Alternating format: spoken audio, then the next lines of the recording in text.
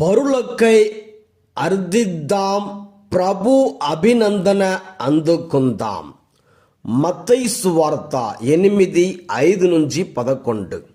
నేటి సువార్తలో శతాధిపతి సేవకుని స్వస్థత గురించి ధ్యానిస్తున్నాం.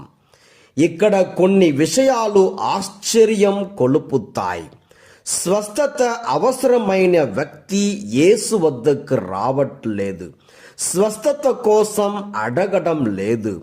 యేసును ఇప్పుడు అర్థించు వ్యక్తి కూడా యేసును ఎన్నడూ ప్రత్యక్షంగా కలవలేదు. అయినా అద్భుతం చోటు చేసుకుంది. ఎలా? ఒక వ్యక్తి విశ్వాసముతో మంచిని కోరుతూ అర్థిస్తే అద్భుతం జరుగుతుంది. శతాధిపతి యేసును గురించి విన్నాడు. ఆయన చేసిన క్రియలను ఇతరుల ద్వారా తెలుసుకొని విశ్వసించాడు. ఎంతో కరుణతో తన కోసం కాకుండా తన సేవకుని కోసం తన అహమును, కీర్తిని, స్థాయిని తగ్గించుకొని యేసును ఆశ్రయించాడు. యేసు మరియు శతాధిపతి వ్యక్తిగతంగా ప్రత్యక్షంగా ఇంతవరకు కలుసుకోలేదు. అయితే ఒక్కరి మనవి మరొకరికి చేరుతుంది.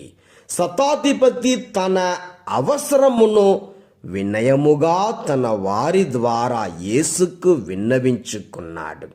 యేసు ఆ వినయమును, ఆ మనవిని అంగీకరించాడు.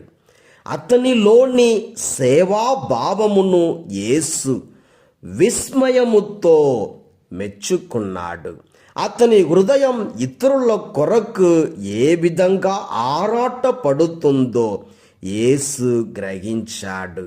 ఇతరుల మేలు కోసం, క్షేమం కోసం అతడు ఏ విధంగా పరితపిస్తున్నాడో, వారి కోసం తన అధికారమును కూడా, తన హోదాను కూడా ప్రక్కకు నెట్టి ఒక ప్రార్థనతో తన వారి ద్వారా ఏ విధంగా తన చెంతకు వచ్చియున్నాడో తెలుసుకున్నాడు.